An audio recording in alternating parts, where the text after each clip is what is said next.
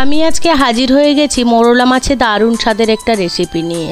মোরলা মাছ আর আমড়া দিয়ে এই রেসিপিটি গরম ভাতের সাথে দুর্দান্ত লাগে খেতে। বন্ধুরা, আপনারা যদি আমার মতো একবার বানিয়ে দেখেন, আশা করছি আপনাদেরও খুব ভালো লাগবে।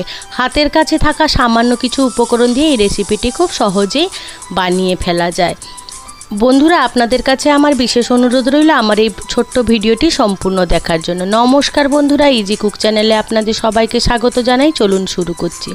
আমি এবারে কড়াই বসিয়ে দিলাম। কড়াইটা বেশ গরম হয়ে গেলে তাতে আমি কেটে দু টুকরো করে নিয়েছি আমড়াগুলো, ভালো করে ধুয়ে পরিষ্কার করে সেটা দিয়ে দিলাম। আগে থেকে আমি মোরলা মাছগুলো কাঁচা ভাজিনি, এটা তার সাথে কাঁচা লঙ্কা, সর্ষে বাটা আর কাজু বাটা 2 চামচ করে দিয়ে মেখে রেখেছিলাম। এখানে আমি 1 চামচ হলুদ গুঁড়ো দিয়ে দিলাম, দিয়ে ভালো করে মিশিয়ে নিচ্ছি। এবারে স্বাদ অনুযায়ী নুন দিয়ে দিলাম আর সামান্য একটু জল দিয়ে দিলাম। টোটাল আমি জল এখানে ইউজ করেছি 1.5 কাপের মতন। এবারে সব উপকরণগুলো ভালো করে মিশিয়ে দিলাম। এবারে আমি এখানে 2 থেকে 3 চামচ মতন কাঁচা সর্ষের তেল ইউজ করলাম। যেহেতু আমি এটা প্রথমে তেল দিইনি, তাই এখানে একটু বেশি পরিমাণেই তেল দিতে হবে। দিয়ে এটাকে আমি ভালো করে ঢাকা চাপা দিয়ে এই 5 থেকে 6 মিনিট মতন রান্না করে নেব, যতক্ষণ না আমড়াগুলো সেদ্ধ হচ্ছে। আমড়াগুলো ভালো করে সেদ্ধ হয়ে গেছে। এবারে খুন্তি দিয়ে আমি আমড়াগুলোকে ম্যাশ করে নেব, যাতে আমড়ার মধ্যে যে গ্রেভিটা থাকে বা আমড়ার মধ্যে যে টকটা থাকে সেটা যাতে এই তরকারিতে মিশে যায়, সেই রকমভাবে আমাদের সব আমড়াগুলো মিশিয়ে নিতে হবে। বন্ধুরা, আপনাদের মোরলা মাছের কোন রেসিপিটি ভালো লাগে সেটা কিন্তু আমাকে কমেন্টে জানাতে ভুলবেন না।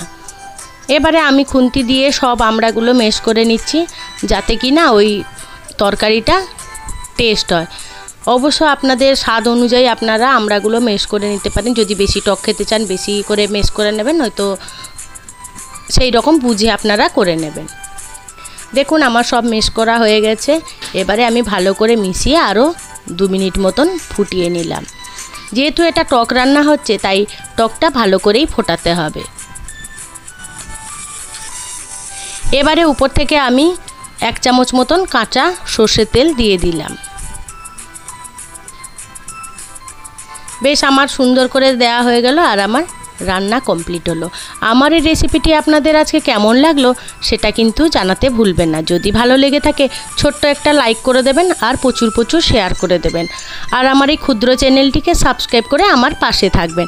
আর বেল আইকনটি কিন্তু ক্লিক করতে ভুলবেন না, ওটা কিন্তু অলে দিয়ে রাখবেন, আমার দেওয়া সমস্ত ভিডিও নোটিফিকেশানগুলো যাতে আপনারা সহজেই পেয়ে যান তার জন্য। আপনাদের অনেক ধন্যবাদ আমার এই ভিডিওটি দেখার জন্য। আপনারা ভালো থাকুন, সুস্থ থাকুন। দেখা হবে পরের কোনো রেসিপিতে।